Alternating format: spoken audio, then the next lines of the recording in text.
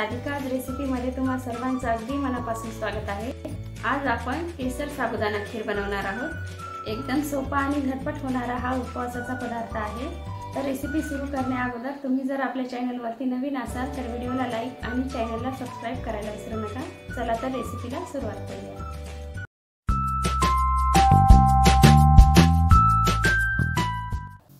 केसर साबुदाणा खीर बनवण्यासाठी या ठिकाणी आपल्याला 2 कप दूध लागणार आहे। आता आपण गॅसवर ठेवूया गरम करायला दूध। आपण या ठिकाणी दूध गरम करून घेतलेलं आहे।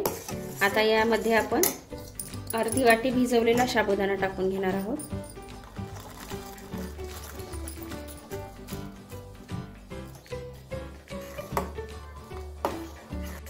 आता हा साबुदाणा आपल्याला 5 मिनिटांसाठी शिजवून घ्यायचा आहे।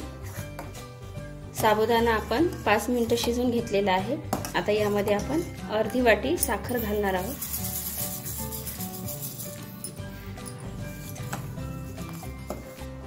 मी काही वेळापूर्वी केसरच्या काड्या या दुधामध्ये भिजवत घातल्या होत्या, ते आता आपण या खिरीमध्ये टाकून घेऊया।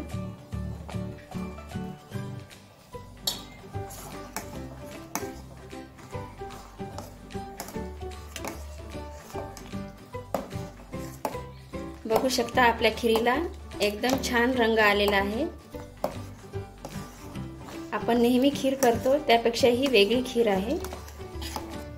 या खिरीला केसर वापरल्यामुळे छान रंग आलेला आहे आणि चवीला देखील खूप छान लागते। आता यामध्ये आपण ड्रायफ्रुट्स टाकून घेऊया। बदाम आणि पिस्त्याचे काप आहेत आणि यामध्ये थोडीशी विलायची देखील मी टाकलेली होती।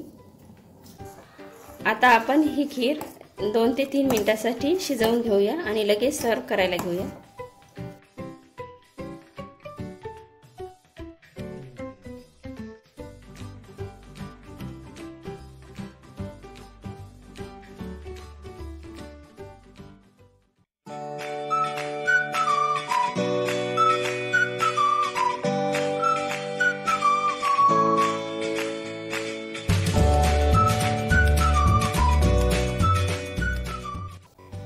आपली केसरयुक्त साबुदाणा खीर तयार झालेली आहे। व्हिडिओ आवडला असेल तर व्हिडिओला लाईक आणि चॅनलला सबस्क्राइब करायला विसरू नका। धन्यवाद।